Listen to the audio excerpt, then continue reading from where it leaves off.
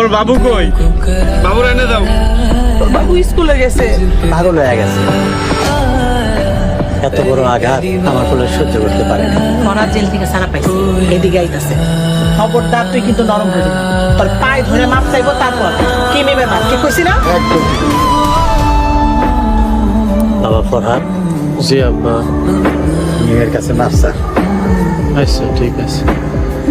আব্বা মিম কে? বাবা ফরাদ, ওর নাম মিম।